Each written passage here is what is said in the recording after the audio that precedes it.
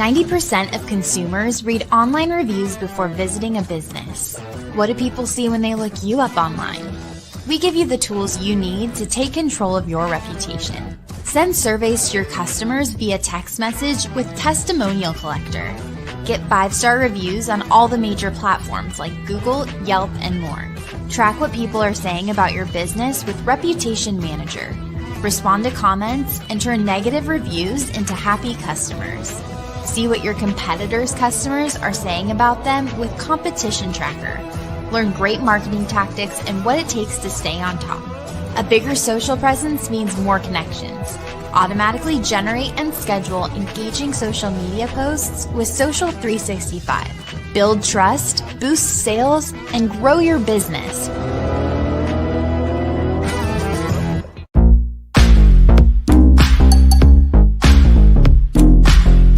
Entrepreneur Life Show. Work to work, being significant.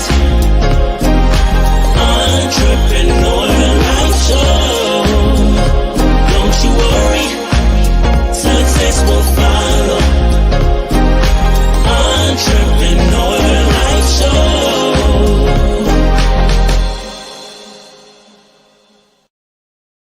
What's up, everybody? Welcome back. It is another day in the life of an entrepreneur, and I bring the best guests, right? So I want to get all the introductions out the way because I am like, I'm 50. I don't even know why I'm thinking of this word stoked. I'm stoked who I'm having on the show.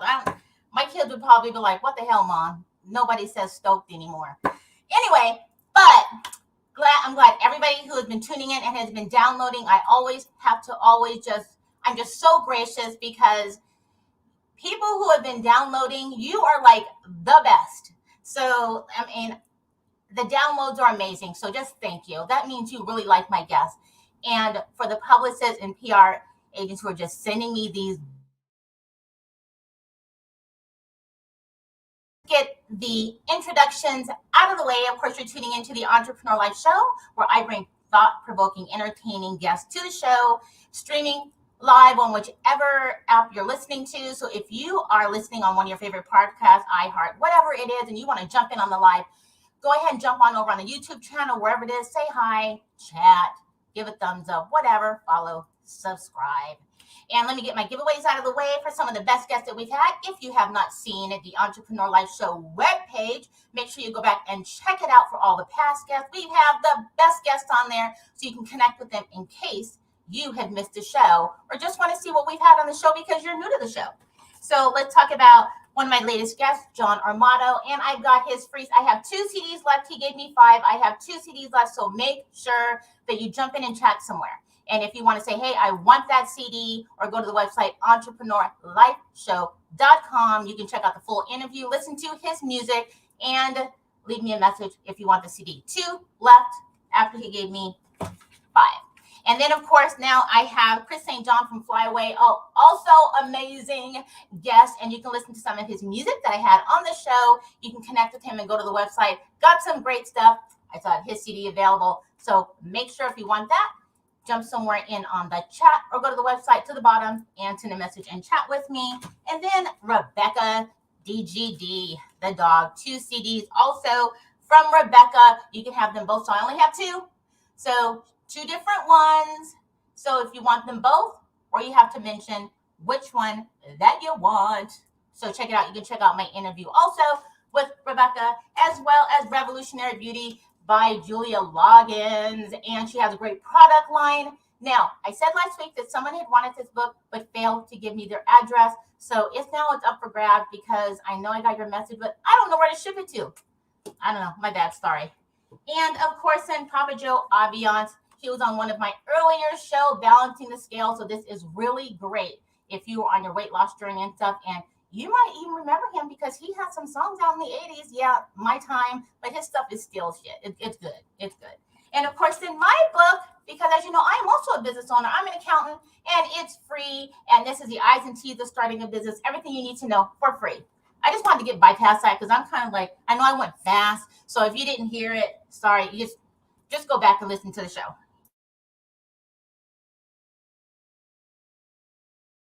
also known as Murph. And let me tell you, she got it going on. You know why? Because even though you may not know her name, you better know her name or you've seen her stuff, because she has dressed some amazing people like Beyonce, Cardi B, Nick Cannon, just to name a few, the baby. So you've seen her stuff out there. You just didn't know that it was her, a veteran doing all kinds of stuff for the community and for the youth.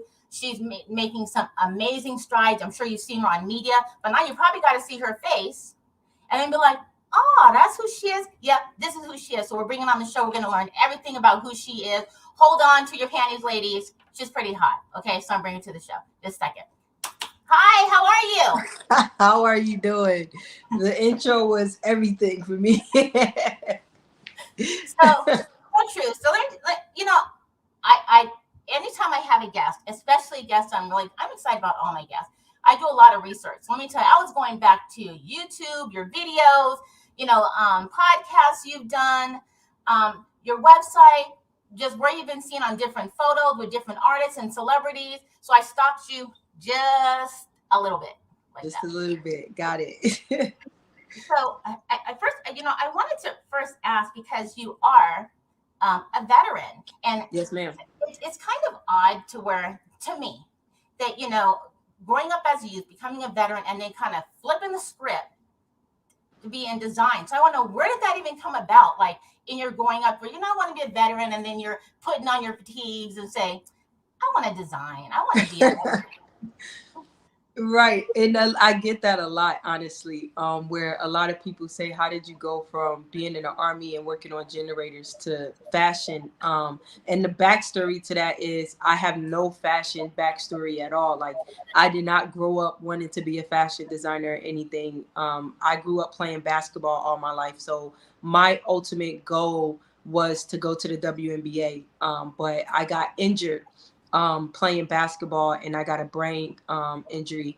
And so when I got that brain injury, I lost my memory, and that kind of pretty much eliminated me going to the WNBA and everything. Because in high school, I was the #1 player in the Bronx at the time, my senior year.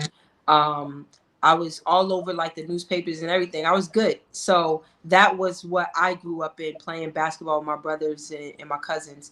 And I know because of that, I pretty much got my dream wiped away. I became angry. And so my brother, my younger brother, who is my Irish twin, that we just found out that that's a thing. I never knew about it, but he ended up going into the Air Force. And we came from like the not the hood, but we didn't have much of anything. Like we didn't grow up with a mother or father. Our grandmother raised us. And so my brother wanted to leave from where we were from, and he went to the Air Force. I saw the change that the Air Force had instilled in my brother.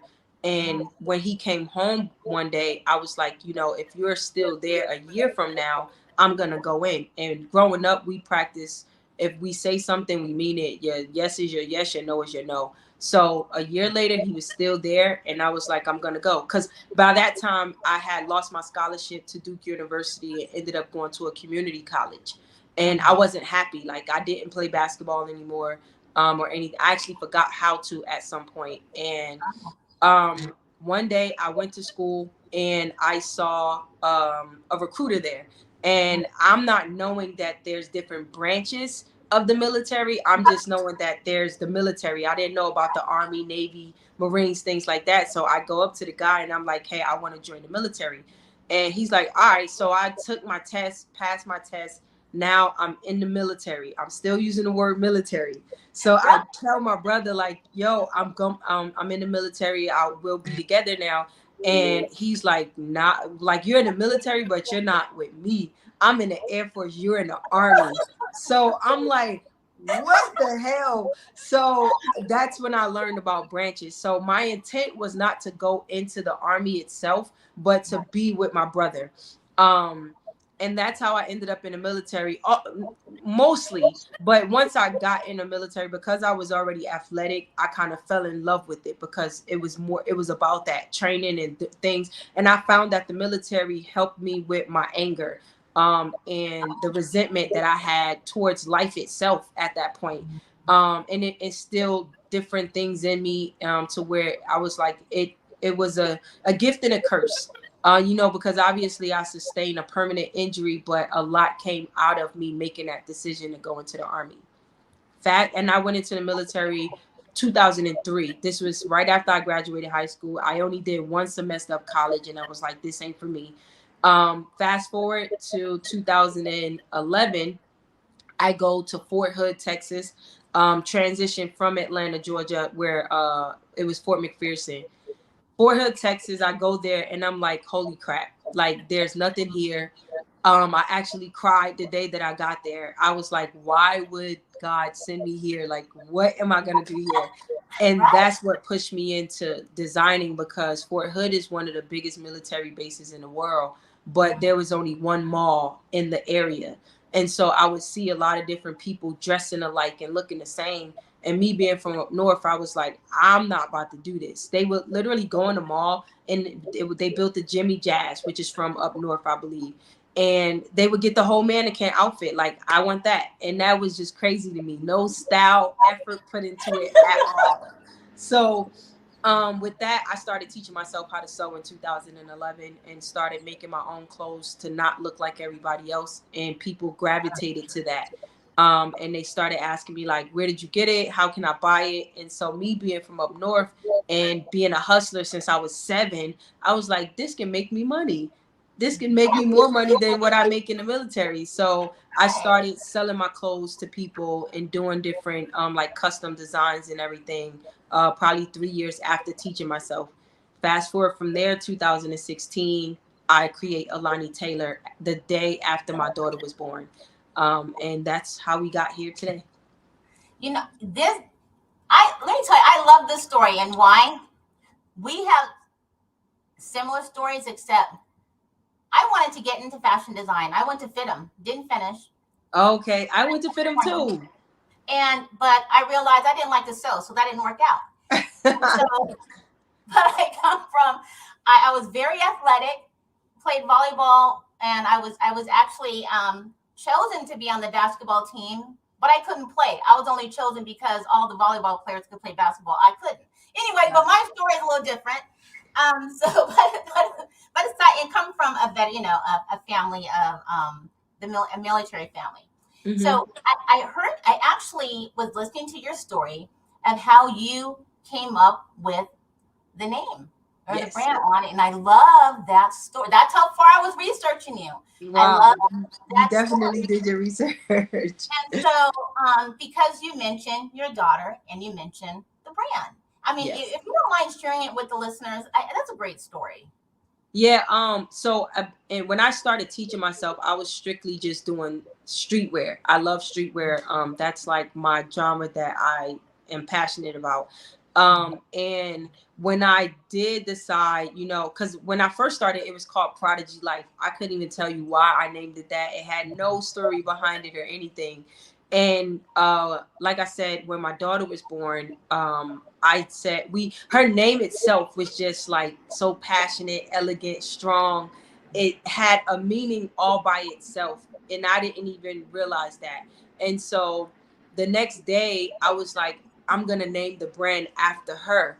And that's where Alani Taylor came from, which Taylor is her middle name. So her full name is Alani Taylor Murphy. And so I was like, if I'm going to do that, I can't stick just to streetwear because it doesn't mix together. And so I switched over to high fashion clothing at the time. And I was just doing like gowns and suits and things for red carpets and celebrities and things like that. But I wasn't in love with it at all. Like, I did not want to just stick to doing that because I love doing streetwear. So I had to find a way to still keep what I enjoy doing and the aesthetic of what the brand was going to represent and put them together so that, yes, I'm building a legacy for my daughter, but I have to enjoy doing it in order for me to keep going.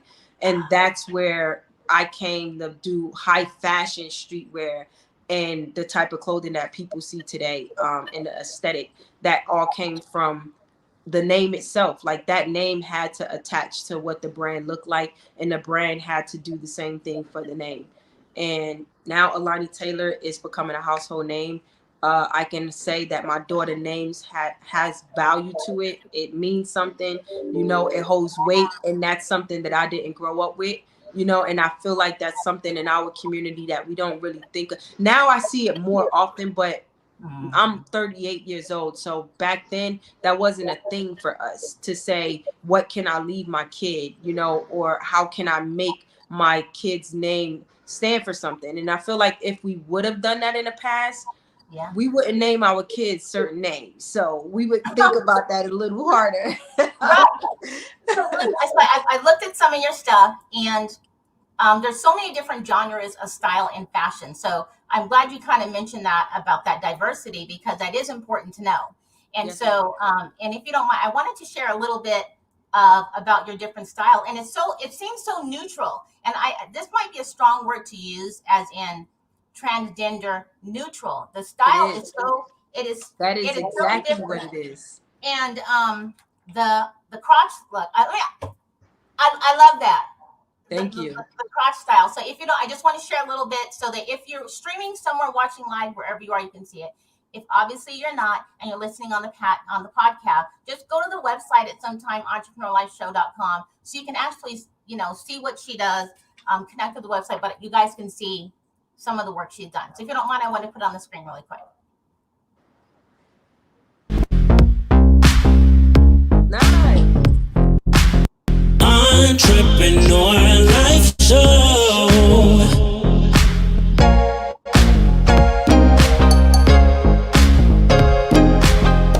Entrepreneur Life Show. Work toward being significant. Entrepreneur Life Show. Don't you worry, success will follow. Entrepreneur Life Show.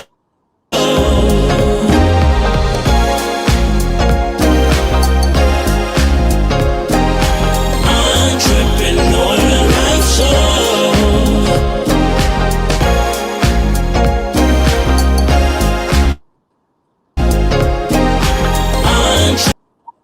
You have some great style. Let me tell you. Nice. That was dope.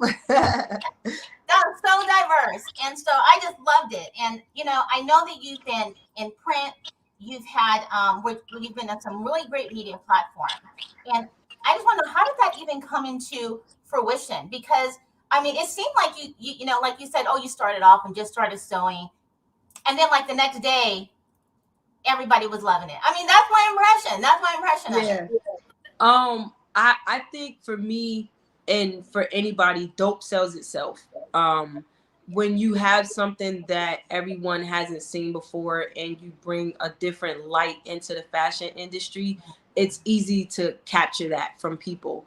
And of course, the reason why I started, because I didn't want to look like everybody else. So I had to find my road to where, what will Murph do? How would Murph step out? And I designed for me, and there's a lot of me's out there, and a lot of people say you got to design for the crowd, but I don't, because then I would be designing just like anybody else. I would look like what's in Walmart or what's in Forever 21 or things like that. So I had to make sure that if I was going to do this, you were going to remember the Alani Taylor name. Like I just was riding down the street a few days ago and I saw a Basquiat billboard. That man's been gone for a long time, but people still are giving love to his art, and it's because he brought something to this world that you had never seen before. And so I wasn't just doing this as a hobby. I was doing this to leave a legacy and a stamp in this world for the Alani Taylor brand. And in order for me to do that, I had to be outside of the box. And that's why I designed the way I do. And I'm not saying I created anything new, because a jacket is a jacket, pants are pants, a dress is a dress, but your aesthetic is what makes you different. A painting is a painting, but the way he paints is different from someone else's. And I just knew that I had to be me in order to stand out from everybody else.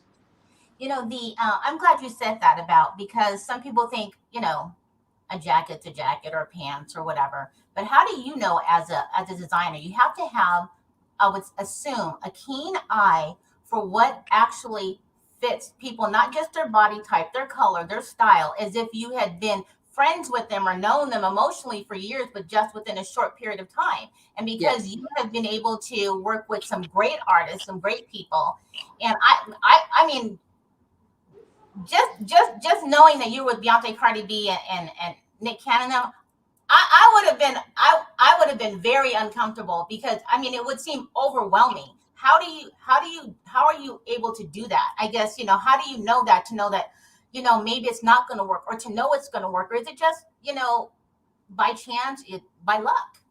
Yeah. For me, I don't look at that. And I feel like I'm a very different designer. I don't look at other designers for inspiration.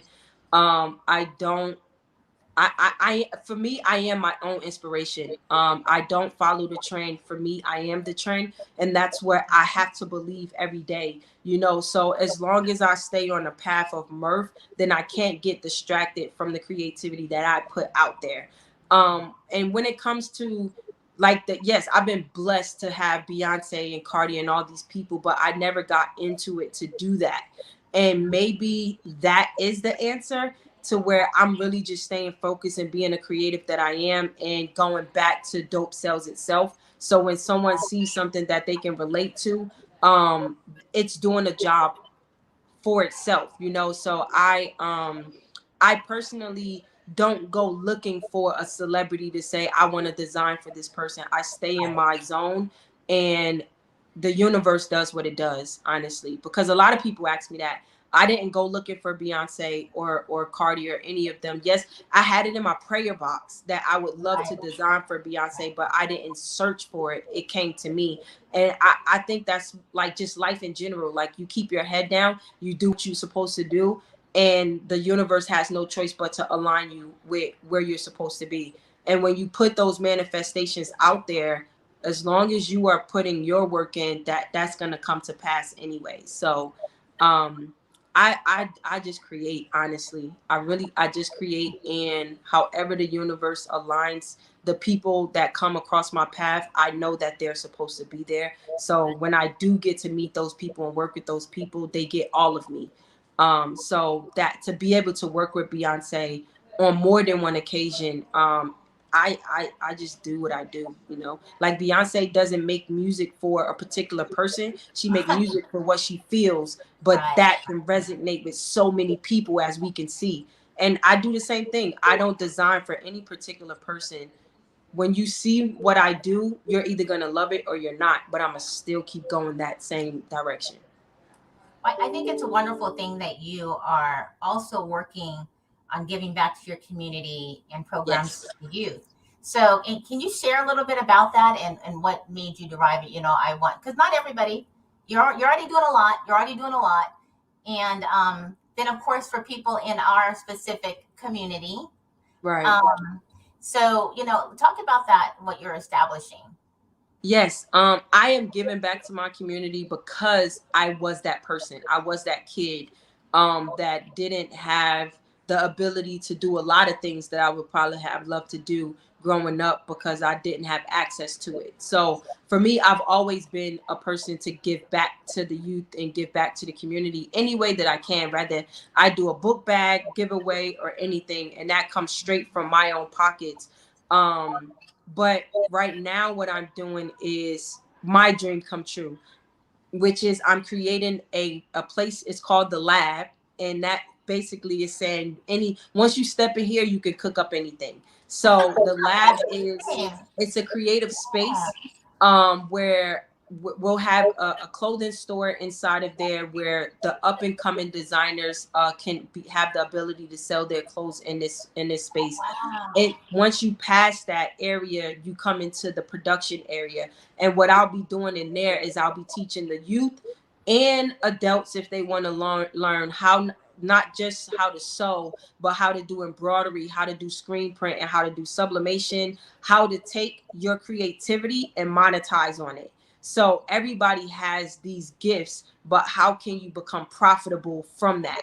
And I just learned that from just a mentor that I had when I was doing network marketing, that when I learned that the grave is the most expensive place in the world because so many people go to the grave with their gifts and their talents, I was like, that's the last thing. I want to be the person who, before you get to that end zone, you can say that you lived out your dream. And that usually starts with the youth. And because I have my daughter and I see how she is and how vibrant she is and how so many talents she have, I thought that was like the perfect way to give back. It's something that I taught myself, and now that I've been through the steps as to how to get to that profitable place, I want to be able to give that back to the kids. You know, it's starting with the kids, but of course adults as well, because I get a lot of adults that come and say, I can't wait till y'all open up, because some people want to be mentored, some people want to learn how to sew, some people want to just be in the environment.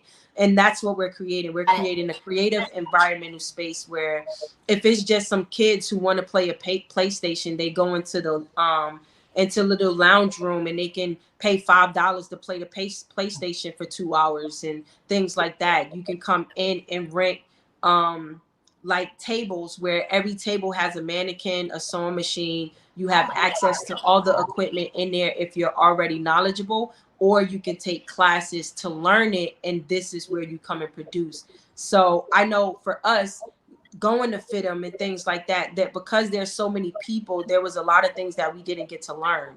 And we want to take that time to give you those spaces that you didn't feel. This is where you come and get that from. So we will have certified teachers, sewing teachers, certified embroidery teachers, all those different things, how to do production, how to take your design and go into production with it and get into stores, how to get on celebrities. All of that would be inside this building. That's so commendable. And I'm not saying that because you're on the show, but because there's so many programs that have been taken away from the community. And there's no, I mean, I learned how to sew. Oh, I don't like it. I learned how to crochet. I learned how to knit in community programs when I was younger. I learned how to cook, those cooking classes, even though I don't cook. But all of that was available, and it's been taken away. So it's lovely. Yes, I remember. I remember we used to have home ec and things like that, you know? Yeah. Yeah, you go to that trailer after school or something like that, but it's all gone. It's all gone. So I know that okay, so I want to get on this chart, but I want to show this picture. So I know that you're looking at creating a line in retail for us consumers, because you know, a lot of us, you know, we see stuff on these runways in Fashion Week, and sometimes don't understand, especially if you're not in fashion. So I just want to bring someone on screen, and this might have nothing to do with anything. I just want to go, what the hell is this? And why does this happen? You're about fashion. What's so amazing about Fashion Week? There's some amazing things, but what the hell is when this stuff? What is this that happens? I don't understand. What is that? Is that just the purpose of art? I mean, I don't know. And I'm not specifically talking about these designers. I'm just saying when you see stuff like this, because even though I'm not heavily into fashion, you look, oh, great, Fashion Week. Let's see what's coming out. Even though I can't afford to buy that stuff, I'm not going to buy it because I'm not going to be on the red carpet. But when this kind of stuff, it's like, what the hell is going on? What is the purpose? I'm not understanding. And that's crazy because we were just talking about this some days ago, where it's not my lane. And I think when people do this, it's just showing what you're capable of as a designer. For me, it's not my aesthetic. I don't like to design anything that you cannot wear. So it's kind of like costume. Like, I'm not a costume designer. You know, they do that for the movies and things like that. So that is probably a lane to show like the creativity of that particular designer. But I don't touch that lane. I don't pay attention to that lane because it doesn't make sense to me to put something out like that. And I guess me as a businesswoman, my money has to go somewhere that makes sense, and not making something like that where my client will not even attempt to buy it off the runway. So I mean, they're creative. me personally, I probably couldn't think of it, because I'm not there. But I think they're very creative when they do stuff like that. I think for me, it's the ones when the fashion show where the person wore another person at going down the runway. That I was like, okay, like I don't know how much money y'all put into that, but we were right here ready to give y'all a real show whenever y'all needed it. And so I kind of think about stuff like that. Like I do say, when I see that, I do say, like, this is what you guys want to put on the runway and spend millions of dollars on, when you have like real designs out here that can be seen by the world, but everybody has their lane. And of course, because I brought that up, because of course I know that you're looking at being in a line for us everyday consumers into resale stores. And many of us watch Fashion Week thinking, oh, what's coming in? Because you might have something coming up, or you just want to kind of understand what's coming in with the trend in the future, so you can start to adapt to it and prepare for it. But then sometimes you see stuff like this. So when it comes to Fashion Week, aside from this, the importance that you would say, because I know you're going to come out with the retail line, the importance of being able to connect with us everyday consumers, because it's lovely that you're looking at us to say, I want you to be able to go to the store and buy this and not have to go to Beverly Hills on Rodeo, and that's the only place you can get it. Right. And again, I did that because I was a person in the past that I didn't have much. So I would be the kid looking in the newspaper at the Foot Locker portion and wishing that I was able to get the things that was in that newspaper. And so I would have a lot of people DMing me and saying, one day when I can afford your clothes, I'm going to get this and get that. And I don't like that personally. And I know I have a line that is expensive to some people, but I also know what it takes to make clothing, and that I am in a position to where I can make clothing for everyone to be able to afford and still have a fashionable look to it.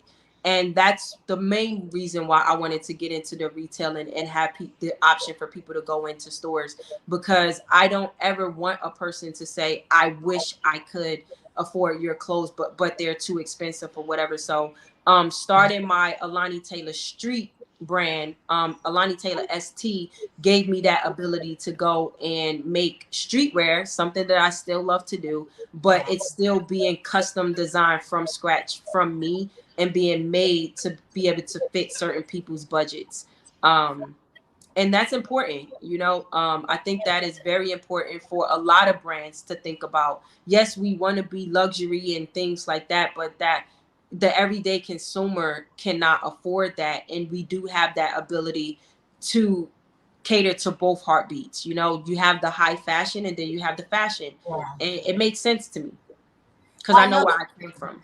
When looking at some, just from from my research and what I saw, is that, and I know I said it already with the whole prop crotch.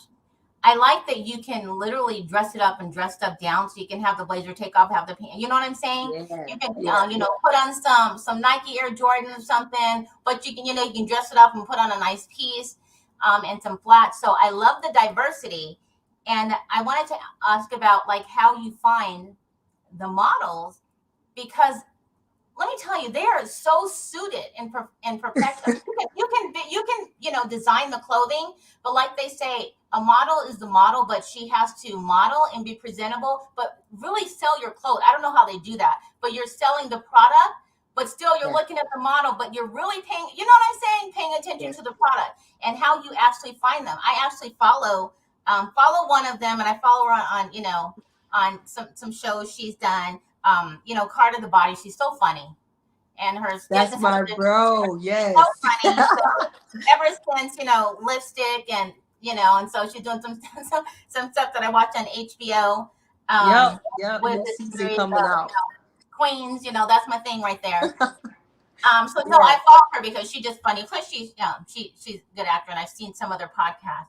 So, how did you select your models? Because they're so neutral, attractive, but it's all about your clothing. It's a great choice, the combination. Yes, absolutely. So because my brand is gender free, gender neutral, I usually look for models that can portray both of those. So the androgynous clothing is what I make. So if I can wear it, a man can wear it at the same time. So finding models that can be androgynous kind of brings out the best of both worlds for the viewers to see. Like, you know, if obviously Carter's a woman, but she's a masculine woman, but she's not looking to look like a man. You know, she just wants to be cleaned up. Just like the guy, I think on my Instagram, I have a guy wearing the cutout long jacket that I made to show like you can still be masculine and have your and be appearing as a man, but have a sex appeal to you at the same time. Of course, some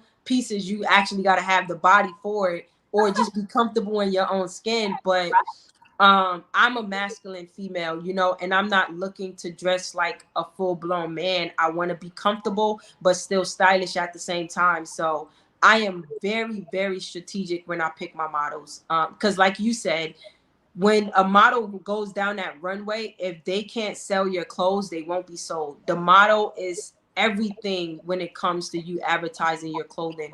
And what's funny is a lot of people say I don't need models because I do good by myself in the clothes, and most models can't wear the clothes like me. So I've become one of the models for the brand because I can relate to it because I am the creator of it. So I know when I put it on what I want to portray to the world on social media, how you're supposed to look and the confidence that you're supposed to portray when wearing Alani Taylor.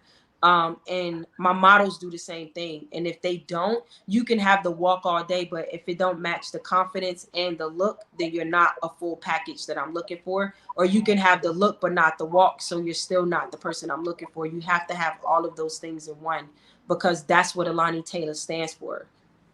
You know, I'm glad you said that about, you know, and seeing and noticing how neutral it is, because, you know, of course, for those who don't know, those who may know. So my wife is more aggressive and assertive, but she's still a woman. And so when I shop, it's just like, it's neutral.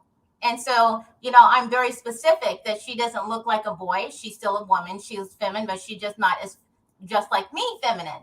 So that's why I love the line, because it's so neutral almost, and you can wear it and it doesn't take away her femininity, but it doesn't make her look all like she doesn't like, you know, all this stuff that I wear. You know, same time, I'm still very feminine. So I love how that line is set up for those. I mean, it's a beautiful line, but it's for basically anyone at all. So what would you say your proudest moments are that you've encountered as a designer, that you would say when you had that moment of, aha, I've made it, or you know, wow, people see me, or that when you're confirmed as to, you know, who you are, what you are, that you're making your goal?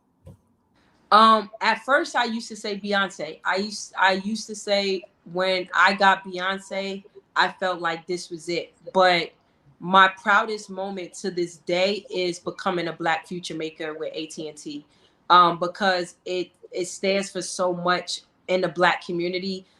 Being recognized with so many people like LeBron James and Queen Latifah and all of these different people means that I'm doing something right, because that's not an easy thing to receive, especially from AT&T and the caliber that stands on. So I would definitely say that. And I got to share that with my daughter recently with the box opening. So that was my happiest time when it came to Alani Taylor, because that means yes, if Beyonce sees you, like, that's amazing. But for AT&T to say, you know, we want to recognize you as a Black future maker in this community because of what you're doing, it's like, okay, you're on the right path. Keep doing what you're doing, and don't stop, pretty much. So that was my happiest moment. So if you had a chance for an opportunity to collaborate with any specific notable fashion designer, alive or past, is there any, who would that be? Alexander McQueen and Virgil, the only two.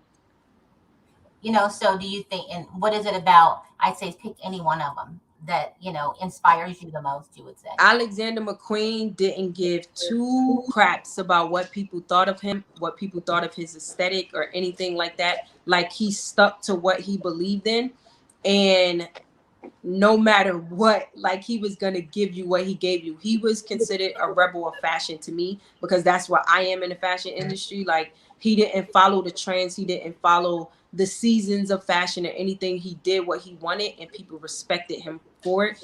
And the fact that anything that he came out with, it was like a hit record every single time. Like, you did not skip a song in his album. And I just thought, like, his creativity and his mind was insane. And the same thing with Virgil. With Virgil, I just respected where he came from and where he ended, and the impact that he made into the fashion industry as a Black man. And we carried the same aesthetic to a certain extent. So I would have loved to see, like, if we ever was in the same room, what could come out of that. Now, if you could choose, even though your goal, because your goal is you're being yourself individually, and you were talking about the different genres of fashion, and I can't really even say if you actually have, maybe you have your own genre. Would you even consider, So. because I was, if you had to choose a genre, what would that be? But it's like yours is kind of like you've created your own space. That's what I would say. What's your? I do too, but a lot of people say it's eclectic, and I like the word. So I was like, okay, I like that, because I never picked a genre. Like I said, I like streetwear and I like high fashion. So just bridging the two, that's nothing new. I didn't create that, but my aesthetic in that avenue is where I'm like, there's nobody out there that's doing what I'm doing, pretty much. But I love that I got my own genre, so I'm gonna take that too. Right. Okay, so I read this article, and I want to read it to you and tell me what your thoughts are. Okay. So it says the number of people employed as fashion designers have been growing, at a rate of like 46%, from 19,819 people in 2018. Now you're at like 28 million people in 2019. The graphic shows the share of fashion designers employed by various industries. Clothing stores employ the largest of fashion designers as any industry. And so, and they're looking for that specialty of having to employ fashion designers versus just buyers now. Do you find that to be somewhat accurate, that they're looking at employing fashion designers versus as many buyers? When it used to be buyers just go out and look for the fashion, but now they're trying to find fashion designers to work with directly retailers? Yes, and it makes sense. Because one of the problems in the fashion industry has been the major brands stealing from up and coming and emerging designers' ideas. I.e., I'm one of those people that it happened to, along with many other fashion designers that I know. So if right now they're at a if you can't beat them, join them type of situation, in my opinion, to where now we have social media, so you can be called out on that. And when that happens, it's kind of like the beehive almost coming together for fashion designers, saying you took this and you took that, and you got to pay your dues for taking those things. So bringing those people in, like Virgil, you know what I'm saying? Like Dapper Dan, eventually you'll notice that the creativity out there outmatches what you're producing. So the only way to keep up with the Joneses of fashion is to hire those people. It makes sense. It makes complete sense. And I have a question about people like myself. So how important do you think it is about individuals that may not be in fashion, but of course we have to dress ourselves every day. We have events that we go to, stuff like that.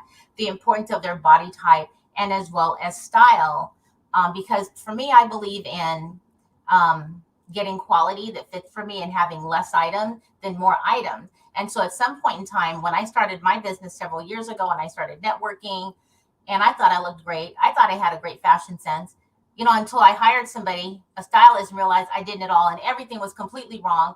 And it was definitely worth the spend because it taught me how to shop, and it was completely everything opposite of what I had bought. So I kind of thought, I must have looked like shit before. And then people were, I literally had, when I would walk into some networking events, which kind of upset me a little, is that people complimented me more with the clothing that the my personal shopper picked out, and they're like, "Oh, you look great." And in my mind, I was like, "Well, what the fuck?" You know, when I was my first time, I did it, but I realized what I thought wasn't suited for my body was exactly perfect for my shape and body. How important do you think that is, or people should maybe take the time out to actually see someone, even if it's just for a consult, to say this is what fits your body? I think it's very important because I believe that you can't teach style, you can't teach fashion or creativity. You have to be born with that. So some people don't have the ability to go out there and put certain things together or have that vision to see it unless someone else comes in that specializes in that or that has, I consider it a gift, that have that gift to be able to put certain colors and styles and patterns together to upgrade your wardrobe. You know, a lot of people just kind of don't care about their wardrobe, but when someone comes in and show you the difference, it kind of opens up your eyes. So if that is something that people can do, I would highly recommend it, you know, because even with me as a designer, I have stylists that come in and do things with my clothes that I would have never thought of, even in the midst of me designing it. So I have a certain gift that comes with fashion, and stylists have a certain gift that come with fashion that we would never understand. So just like you wouldn't go and fix your own sink because there's an expert to do it, Right. you don't have to be the one to fix your wardrobe because there's an expert to do it too. And that's if you care about how you look. Because so if you do, it's an amazing investment. And it was Yeah, worth every penny, which I thought, at first I thought it was expensive, but then what I realized is I was paying for their keen eye of fashion and that I couldn't see their art and their right, craft. right. I wasn't Yeah, really paying for the clothes, you know what I'm saying? So, and of course they went out and bought everything, and I just showed up at the store, and I thought, oh, because I hate shopping. yeah. I hate going to the mall, can't stand it. And I was like, oh, I'll Convenient. show up and try some clothes on. Okay. So that was the best thing ever. So I just wanted to have your comment on that. So I tell people they should all the time, at least once in their Yeah, life. and that can actually become a moneymaker for people because of the way social media is. People get paid now to just go on social media and show fashion. Like I follow this guy because his fashion is so dope. Like he literally just comes on, he has on whatever he's wearing, make a video of him looking in the camera and walking away. But he has so many followers and views, but those views turn into dollars, you know? So it can also become a business for somebody to you invest in that, but then that investment comes back to you. If you could work with an artist, if you like to work, whether it be even an actor, that you would like to dress for the Oscars or the Tonys. Oscars. Um uh Billy Porter, that's his name. I had to think of his name. I I would know. love to Oh dress yeah, Billy Porter you could do some any stuff day, on all him. day. Yeah, Oh, yeah, yeah. I love Billy Porter. He's just so unique. he Um, does what he wants, he's and in his I own love it. he's in his own universe. Yep.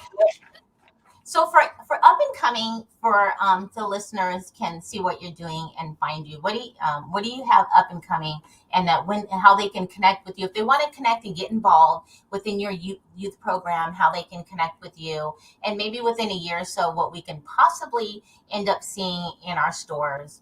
People would want to follow you. I'm sure. How can they do that? Yes, so they can follow Alani Taylor CO on Instagram. They can follow Alani Taylor on Facebook. I now have to have a Twitter, so I'm on Twitter now as I am Alani Taylor. It sucks, and I got to get used to it, but I will try my best to be on there as much as possible. And then I'm in stores right now. We're in Atlanta, Phipps Plaza, in a store called Merge Co., which is right on top of the Gucci store. If anybody's in Atlanta, we're in LA as well, in Inglewood. I'll be opening up my own store in Atlanta, of course, at the lab. We'll have Alani Taylor there. And then the lab itself, we open in August. So we will be cutting that ribbon open for the public to come in and be creative in August. And that will be projected either August 6th or August 20th. And what we'll be doing around that time is it's going to be like a lab weekend. So on that Friday, we'll have a tour of the building. We'll have a panel with a few guest speakers there. The Saturday, we'll have the fashion show. And then Sunday, we'll have the grand opening for the store. So it'll be a full-blown creative weekend for everybody to come and enjoy. And that will be more so on the Instagram and on the website as well. And then speaking of website, the website is AlaniTaylor.com. Alani Taylor everything, pretty much. It's a brand. That's the name, ALANITAYLOR.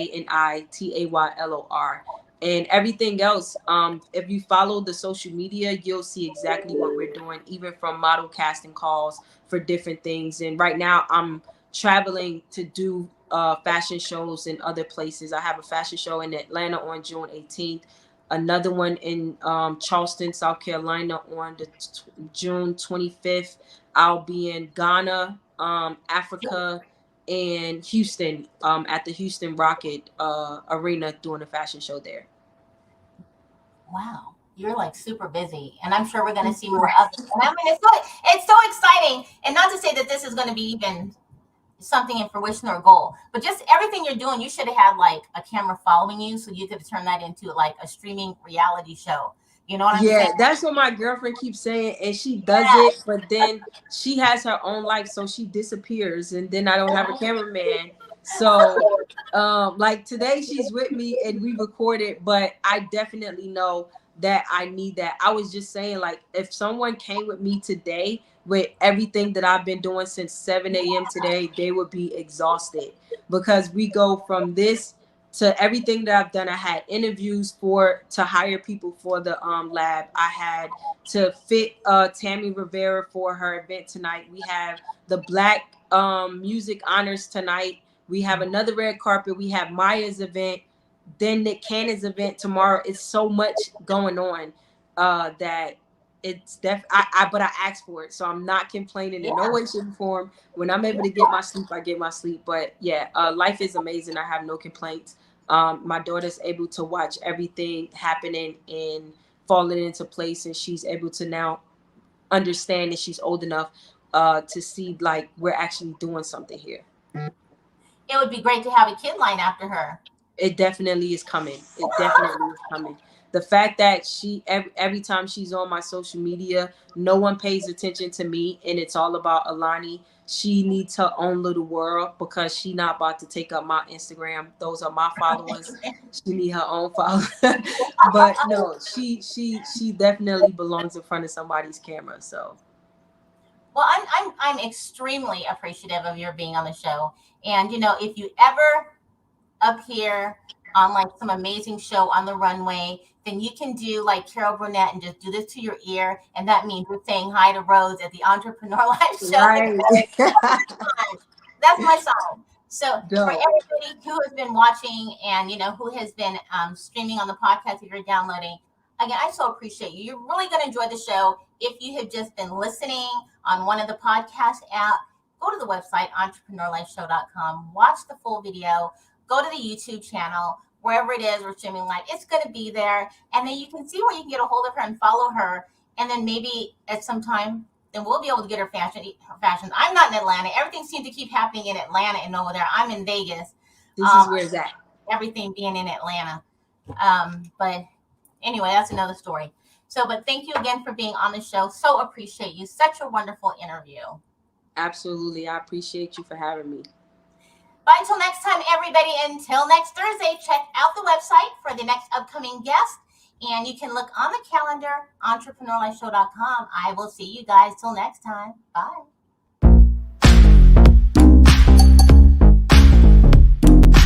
Entrepreneur Life.